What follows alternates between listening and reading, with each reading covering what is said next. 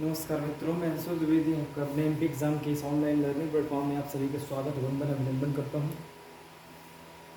जैसा कि मैंने आप लोगों से कहा कि मैं मैथ की एक ट्रिकी सीरीज़ लेके आऊँगा, सारे चैप्टरों की सीरीज लेके आऊँगा। उसी सीरीज की आज पहली वीडियो लेके आज मैं आपके सामने उपस्थित हुआ हूँ।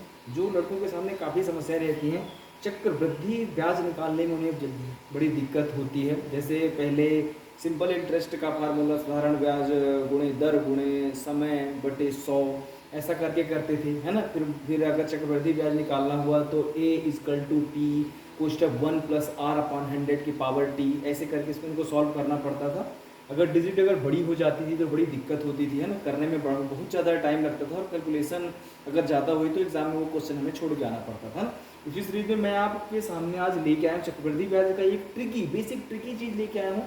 नॉर्मल सा चीज़ है, ये समझ में आ जाएगा। अभी आपको मैं बताऊँगा। ये जैसे लिखा हुआ है आप इसको निकाल सकते हैं। कैसे क्या करना है आप ये सुनिए थोड़ा सा। ये चक्रवृद्धि ब्याज निकालने के लिए आपसे जब पूछेगा, मान लीजिए कोई राशि लिखी रहेगी कि मूलधन 4,000 रुपये लिखा है, दर आपके पास 10% लिखी हुई है और समय आपके पास 2 वर्ष लिखा हुआ है, तो उसे आप ब्याज ज्ञात कीजिए, चक्रवृद्धि ब्याज ज्ञात कीजिए। ठीक है, तो ये मैंने लिखा है कि 2 वर्ष का 2:1, 3 वर्ष का 3:3 और फिर रेशो फिर 1, ऐसा करके मैंने सारे वर्षों का लिखा हुआ है। ये कैसे आया ये और ये क्या चीज़ है, आपको इसको कैसे आपको इसको ट्रिक अपने इसको फॉलो करना है, ये चीज़ आप सुनिए। हमें सबसे पहले हमें ये चीज़ याद रखना है कि 2 वर्ष का अगर हम चक्रवृद्धि ब्याज अगर निकालने जा रहे हैं तो आपको केवल एक चीज़ याद रखना है कि 2 वर्ष का अगर निकालना है तो 2:1 होता है। क्या होता है? 2:1। ठीक है, अब ये 3 वर्ष का, 4 वर्ष का, 5 वर्ष का, 6 वर्ष का, ये सब कैसे आया आपको मैं बता दूं एक बार। मान लीजिए कि 2 वर्ष का आपको याद करना है, केवल आपको 2 वर्ष का याद रखना है कि 2:1 होता है। मान लीजिए कि मुझे 3 वर्ष का निकालना है। चलिए देखिए, मैं इधर निकाल के आपको दिखाता हूँ।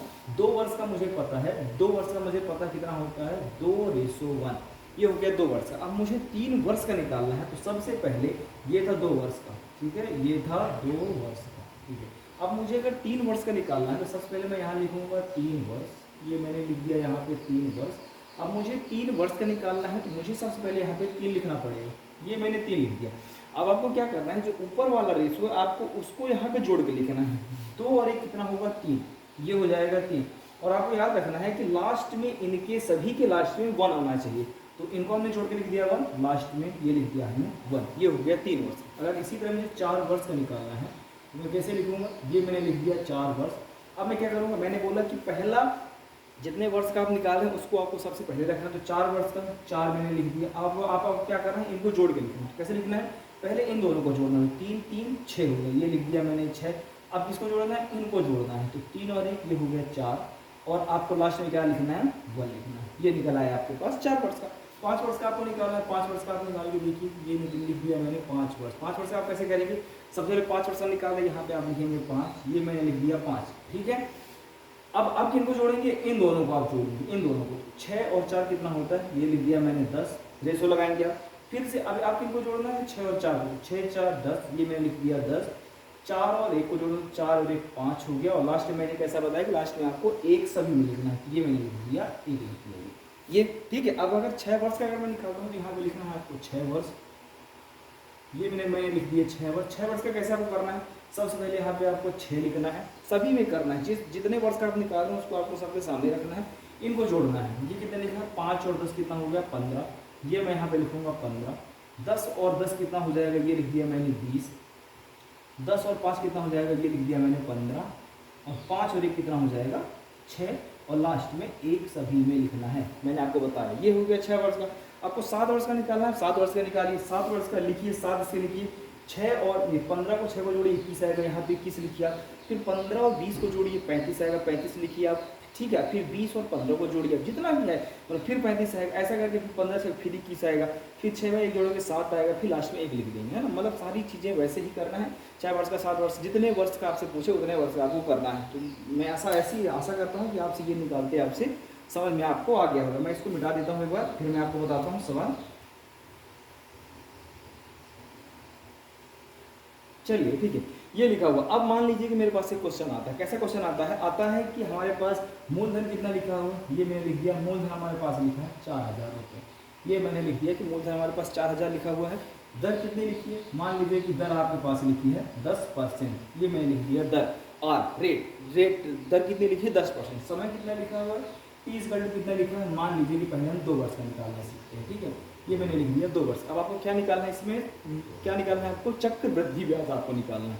चक्रवृद्धि ब्याज आपको निकालना है, कैसे करेंगे, सबसे पहले तो आपका इस चार आपको याद कीजिए कि 2 वर्ष का है तो आपको 2:1 के अनुपात में चलना है। आपको यहाँ पे लिखना है 2:1 के अनुपात में चलना है, मतलब आपको 2 बार वैल्यू निकालना है। 2 बार किसकी वैल्यू निकालना है, आपको लिखना है 4000, यहाँ पे आपको लिखना है 4000 और 4000 का 10% आपको निकालना है। 4000 का 10% आपको निकालना है, ऐसा ये 4000 का 10% आप निकालिए, ये 0 से ये 2 जीरो इसको कटेंगे, ये 40 बचेगा, ये 10 टोटल बचेगा यहाँ पे 400।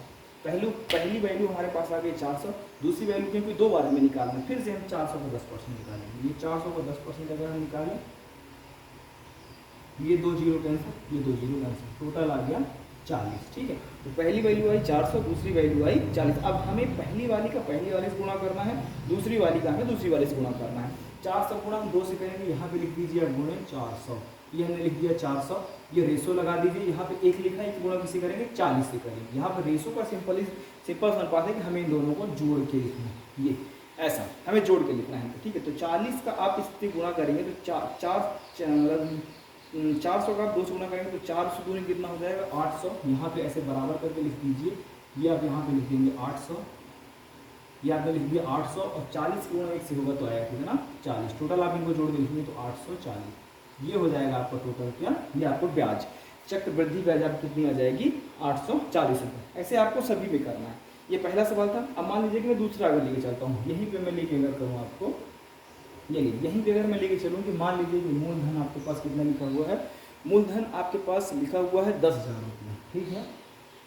ये लीजिए मूलधन आपके पास दर 10,000 रुपया है, ये आपके पास, और टाइम कितना लिखा है 3 वर्ष आपके पास टाइम लिखा हुआ है, ठीक है। और दर कितनी है 10% दर इसमें ही लिखी हुई है, ठीक है। अब हम कितने वर्ष का निकालेंगे 3 वर्ष का, तो 3 वर्ष का अनुपात क्या होता है 3:3:1, मतलब हमको इसकी वैल्यू हमको 10% के हिसाब से हमको 3 बार करना पड़ेगा, ठीक है। इसका आप लिख लीजिए कितना अनुपात है 3:1। 10,000 का आप 10% सबसे पहले आप निकालेंगे तो 10,000 का 10%, 1 2 3, 10,000 का 10% आप निकालेंगे ऐसा, ये 2 से ये 0 से ये 0 कैंसिल हो जाएगा, ये 100, यहाँ पे 1 0, ये बचेगा 1000, ये आ गया आपका 1000। 1000 का 10% फिर से आप निकालेंगे, 1000 का 10%, ये दोनों 0 से ये दोनों 0 कैंसिल, बचेगा कितना 100 आ जाएगा, ये आ गया 100। दूसरी 3 बार निकालना है, एक बार हमें फिर से वैल्यू इसकी निकालना है, तो 100 का आप फिर से 10% निकालेंगे, ये 100 से 100 कैंसिल, टोटल आ गया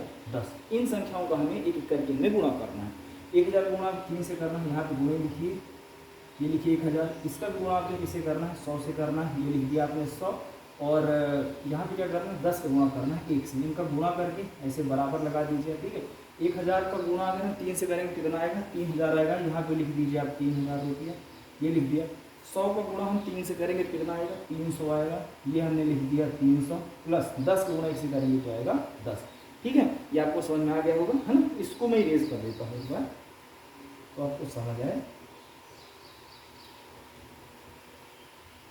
ये देखिए, है ना। अब इसको हम जोड़ देंगे सबसे पहले 3000 का, ये 300 ये 10, टोटल अगर हम इसको जोड़ देंगे तो 3 3 1 0, ये 33, तो 3310 आपको क्या आ जाएगा, ये आ जाएगा चक्रवृद्धि ब्याज आ जाएगा। ये 3 वर्ष का निकाल दिया हम, 4 वर्ष का आपको निकालना है, 4 वर्ष का आप सेम निकाल दीजिए। चलिए एक 4 वर्ष का भी एक क्वेश्चन आपको करके दिखा देते हैं, रुक जाइए।